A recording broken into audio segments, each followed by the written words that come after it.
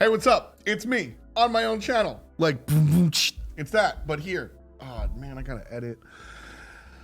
I'm here with Aror. How's it going, man? It's going good. Yeah, you're looking chillin'. You're looking good, man. You're looking good too. Yeah, I try. We're both wearing your team's colors. There's Nice, that, nice. which is half your brother's colors. I'm gonna start this interview talking about somebody else. So your brother is doing well. I saw him tweet about you making it to Worlds. He's very excited. No, that was cool. He's coming this time, which is gonna be awesome. That's sick. He wasn't able to come season 3 because he had to go to Korea. But He's too cool. Yeah, he's too cool. So why did he have to go to Korea? He had to go to Korea to boot camp and practice, but I don't know if NA teams in league at least are gonna go to Korea anymore because NA's looking pretty good. Cloud9. I need to open the door because you're like not doing it. So your brother plays professional League of Legends. Yeah. Sick. Your brother's name is Lorlo. He's like a long-standing pro league player. Oh yeah, he plays. Yeah, there's MOBA in the blood. That's fun. And now, you know, he wins and you get to, well, I mean NA, right? Whatever. But now you're finally winning, right? You're finally. What do you mean I'm finally winning? You always, when you're casting, You're like a budget trifecta. No, it's so funny. Whenever FTOP breaks my team down, he's always like, he's never done that well, or he's like, this is his first team that he's done really good on. This is your first. No, it's not. We were first place the entire year when I was on Eager. No, when I was on Eager.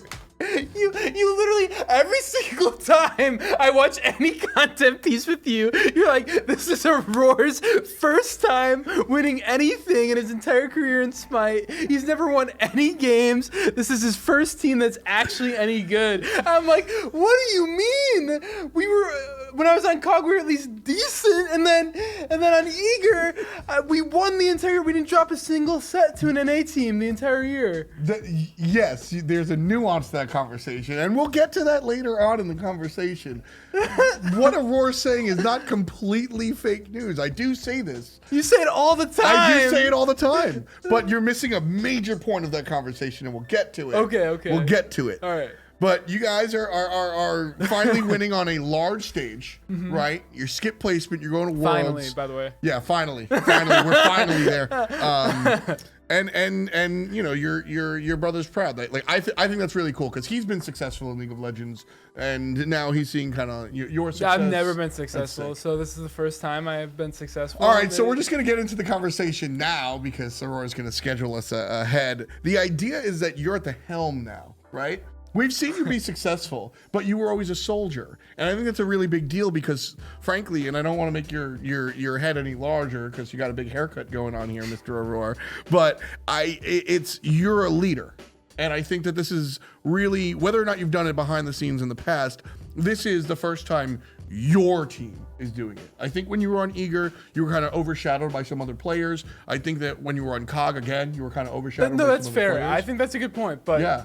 This is your squad. You can't take it away though that we were pretty good, and you always are my issue is when you're talking about us and analyzing us is that you're like, this is the first time for Aror, this is the first time for Divios, but we've been good in the past. It's not our first time. Not our first rodeo at all. No, as individuals. Your point is definitely a good point to make, for sure. Right. And I could agree with you there for sure, 100%. That's kind of where I'm going, and maybe I've misspoke. Maybe I've misspoke and just kind of left things out on the battlefield. But realistically, that's what it is for me. Is because you're right, and that's another thing about Splice, which is why I think watching your team, it's very surprising to see you guys at number 2.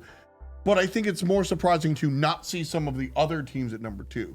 When you break it down and you look at who Splice is, Cyclone Spin is at one point. That's the second time I've burped on broadcast today. Jesus Christ, I'm lucky this is from my YouTube. Cyclone Spin was a superstar player in his own right at a certain point in time. Divios, superstar player in his own right at a certain point. You can go down your roster and all of these players have had their moments in the sun, yourself included. This is the first time that you guys are all finding success at the same time. And the bigger point was, this is your team. Yeah, that's really what I'm saying. I mean, the leader of Aurora is coming out. I agree with you on that. It's my team, sure, yeah, but I feel like having the success at the same time, me and like me and Divios were on a team in season 3. We were pretty successful. We brought it to game 5 against Obey. Sure. And then you look at that same season, Cyclone was solo laning, and he still had success there. He brought energy to game 3, and they could have won that set. You think that those teams are just as successful as Splice is right now? I think Splice is easily the most successful. No, 100%. And that's what I'm 100%. saying. I'm not discounting the success that you had in the past. This is just higher. The reason is, in my opinion, the league this year overall, like just NA and just even EU, like if you look at both leagues, like it's just so much more competition, and everybody's so much better than it was in the past. Absolutely. Like when I was in Eager, it was easy. Like there wasn't a team that really challenged us that much in NA. Like when we played the EU teams, that's when we had issues, and that's where we struggled. I mean, that Eager team. Yeah. We were 1-2 against EU in best of series. We beat I forgot what they're called. They're Obey later on in the year, but we played them at DreamHack.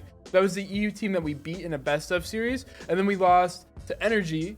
And then we lost to Obey later on in the year, so we were 1-2 in best of series. But we didn't lose. We didn't never drop a best of series to an NA team ever that entire year. So like, the competition in NA especially has just gotten so much better over not just this year, even last year, and it just keeps rising, and you're just keep getting better. Of that. Yeah. But, that's so funny. You start the conversation from a very like, make it about me. I deserve my, and now you're like, no. It's not me that's better. Yeah. Pick a side, Aror. Either you're proud of yourself or you're not. No, I'm proud of myself for sure. And the thing is, like you said, like I was talking to Mike last night. And he's like, you've always been on like a really like at least pretty good team. Mike has a very similar path, by the way. Well, yeah, I was talking to him, and he's always like, you've been on like a really good team, at least that has a chance at least making Worlds and even making a run. Like I was on Eager for that entire year. COG even, we had a chance. Like we had some really close games against Cloud9. We made it hard for them, even though we got swept. We could have won all 3 of those games, and then that team and Eager, and then going to Trifecta. Like we were nothing special in Trifecta, but we were still decent. But I'm not saying we were like lean amazing. on your Eager days, okay? Lean on those Eager days. No, but all the other teams I was on, like we were not bad at all, and people were scared of us. You're absolutely right. I'm fucking around with you. You were never the bottom of the league. But nobody's ever called you that. Well, no, I'm not saying that, but basically, like, people, you made me forget my point. Well, I'm so mad. Let me wrap it up for you. Let me wrap it up for you. I think that the core of the conversation here is that you kind of feel that you are not kind of given the credence that some of the top level players are given.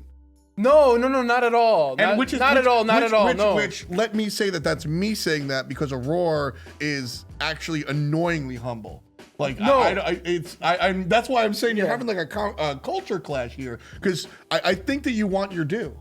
I think that you want credit for your successes. I'm which fine. You absolutely have deserved. I'm fine with like being the guy who doesn't get the credit. Like that's how I've always been. Like on every team I've been on. Like I want everybody else on my team to do good and get all the recognition. Like I don't want it. Like I just enjoy playing Smite, and I like winning, and that's like what I like doing.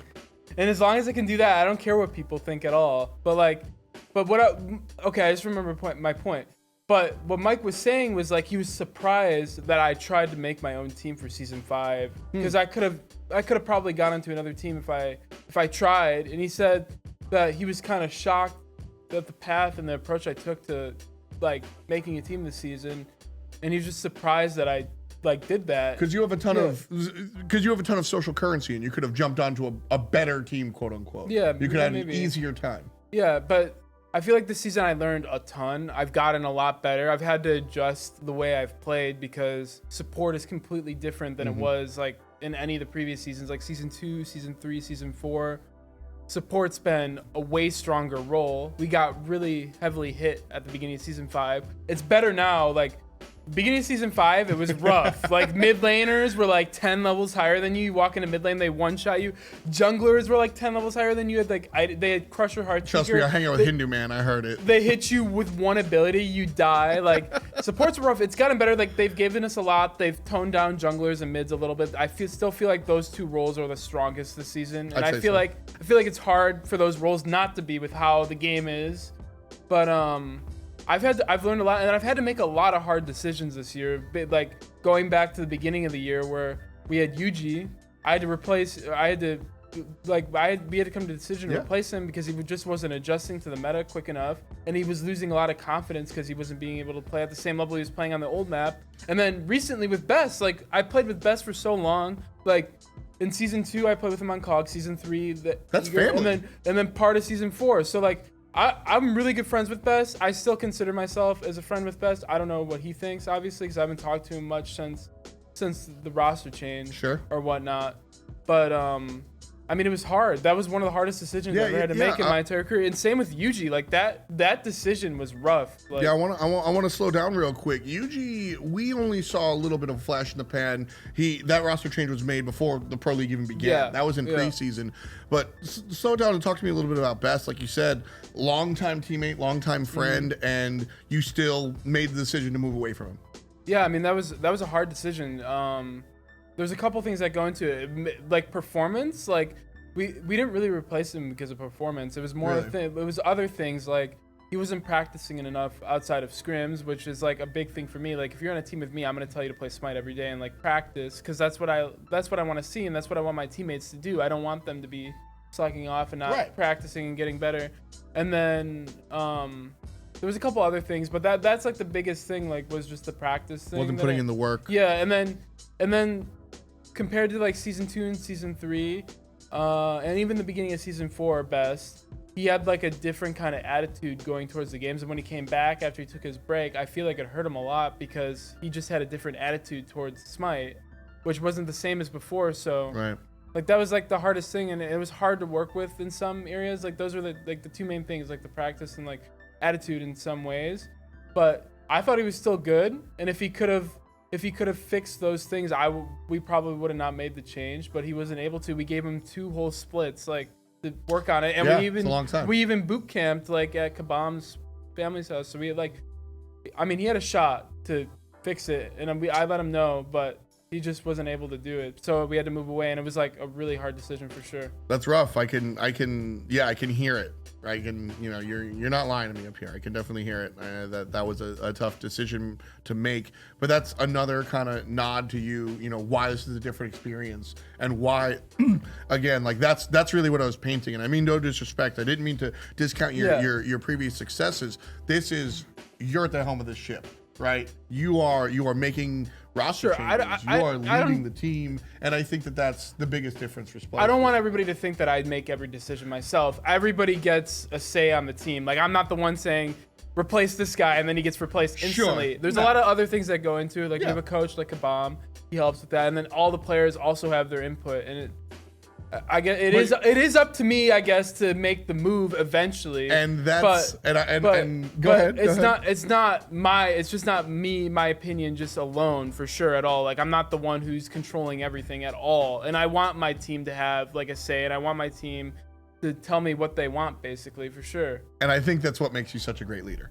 And I think that whole explanation and that is what makes you. That's why Splice has been successful. That's why Splice is going to DreamHack, because that type of leadership, you understand that it's not just about you, it's about the squad. I think Splice has been all the better for it. This team has looked fantastic. You guys are going to DreamHack. Real quick, are you guys winning? You guys coming to second place? I mean, we're just taking it one game at a time. Yeah. Yeah. Good old sports answer, bud. Yeah. But no, seriously, like, I know it's like the good old sports, but it's true. Like, if you look at it one game at a time, like, I'm a person who likes to live in the present. I don't like looking too much into the future. Sure. Obviously, we're gonna have prep ready for all the teams. So if we have to play a certain team, we'll be ready for them. And same with the semifinals. Like we'll see who's gonna make it from out of placements. Having that and being able to watch the games is a huge advantage for sure. You get to see what people do. People aren't gonna hold back because they want to go to Worlds. They want to go to DreamHack. Hell yeah. But at the same time, like it is scary too because it's a best of 3 in the quarterfinals. So you got to be ready. So we're taking it one game at a time, one set at a time, and we're just going to see. And this is the most confident I've ever been in a team that I've been on. I feel like you said, this is the best team I've been on, but that's a product of just everybody else getting better. And with time, it's just going to happen like that for sure.